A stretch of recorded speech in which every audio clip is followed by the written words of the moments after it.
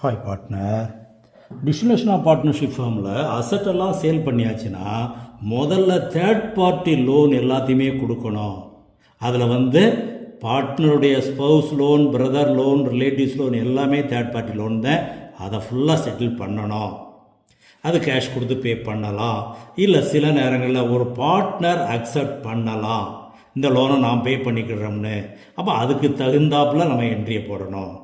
சில நேரங்களில் கிரெடிட்டாரோ லெண்டாரோ ஒரு அசட்டை எடுத்துக்கலாம். ஏன்னா அவங்ககிட்ட லோன் வாங்கியிருக்கோம் அந்த அசட்டுக்காக. அப்போ அந்த லோனுக்கு எடுத்துக்கிட்டு அவங்ககிட்டருந்து பணம் கேஷ் ரிசீவ் பண்ணுறோமா, கேஷ் பே பண்ணுறோமான்னு பார்க்க வேண்டியது. அதுக்கு மட்டும் என்ட்ரி போட வேண்டியது. ஒரு அசட்டை எடுத்துக்கிட்டு அவங்க அக்கௌண்ட்டை செட்டில் பண்ணிக்கிறாங்கன்னு சொன்னால் அதுக்கு என்ட்ரியே போட்ட வேண்டியதில்லை. அதே இது ஒரு லைபிலிட்டி பேலன்ஸ் ஷீட்டில் இருக்குது, ரியலைசேஷனுக்கு ட்ரான்ஸ்ஃபர் பண்ணியிருக்கிறோம், ஆனால் அடிஷனல் இன்ஃபர்மேஷனில் எதுவுமே இல்லைன்னு சொன்னால் ஃபுல்லாக கேஷ் கொடுத்து பே பண்ணதாக என்ட்ரி போடணும்.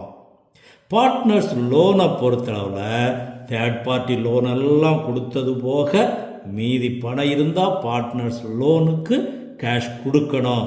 இல்லை ஒரு பார்ட்னர் எடுத்துக்கிடுறேன்னு சொன்னால் அவர் அக்கௌண்ட்டுக்கு, கேபிட்டல் அக்கௌண்ட்டுக்கு ட்ரான்ஸ்ஃபர் கொடுத்துட வேண்டியது.